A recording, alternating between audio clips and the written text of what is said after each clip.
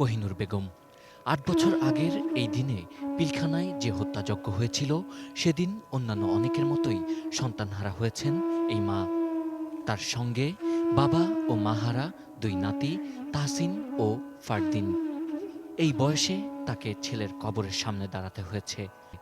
অসহনীয় এই কষ্টই এখন বাস্তবতা, তাই তার কণ্ঠে আক্ষেপ। আমার স্বামীও তার ৯ মাস পরে মারা গেছে, ছেলের ৯ মাস পরে। আমি এক দুঃখিনী মা আছি, আর আমার এই দুই নাতি আছে। সেদিনের ঘটনায় কত শত স্বপ্নের অপমৃত্যু হয়েছে তা শুধু শহীদদের পরিবারগুলোই জানে। এই দিনটি মনে করিয়ে দেয় কেউ একজন ছিল খুব কাছের, অতি আপন, যে এখন আর নেই, চলে গেছে না ফেরার দেশে। তার পথ চেয়ে আর কেউ বসে থাকবে না, সে এখন শুধুই স্মৃতি। কোনো অন্যায় করে কেন এই দুর্ঘটনার শিকার সে হলো, সে শুধু আল্লাহ তাআলাই জানেন। আমি আমার আব্বুকে আমি দেখি নাই, তো এজন্য দোয়া করি। যেটা রায় হয়েছে এটা দ্রুত কার্যকর হোক, এটা আমরা চাই। এই ঘটনায় কোনো নিরীহ ব্যক্তি যেন সাজা না পায়, সে বিষয়েও সচেতন শহীদদের পরিবার। রাষ্ট্রীয় শোক দিবস পালন করা উচিত। বিচার হোক যারা এই কাজটা করছে।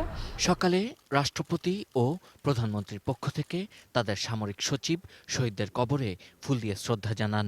পরে স্বরাষ্ট্রমন্ত্রী আসাদুজ্জামান খান কামাল শহীদদের প্রতি শ্রদ্ধা নিবেদন করেন। এরপর তিন বাহিনীর প্রধান, স্বরাষ্ট্র সচিব ও বিজিবি মহাপরিচালক শ্রদ্ধা নিবেদন করেন শহীদদের কবরে। শহীদদের রুহের মাগফিরাত কামনা করে কবরস্থানে উপস্থিত সবাই ১ মিনিট নীরবতা পালন করেন। বিএনপির পক্ষ থেকেও শহীদদের কবরে ফুল দিয়ে শ্রদ্ধা নিবেদন করা হয়। প্রতি বছর এই দিনটি স্মরণ করিয়ে দেয় বাংলাদেশের ইতিহাসের নৃশংসতম এক হত্যাযজ্ঞের, যেদিন একে একে হত্যা করা হয়েছিল ৫৭ শ্রেষ্ঠ সন্তানকে। বাংলাদেশের ইতিহাসের ভয়াল কালো এই অধ্যায় আজও তাড়িয়ে বেড়ায় শহীদ পরিবারদের। Sabbir Ahmed, ATN news, Dhaka.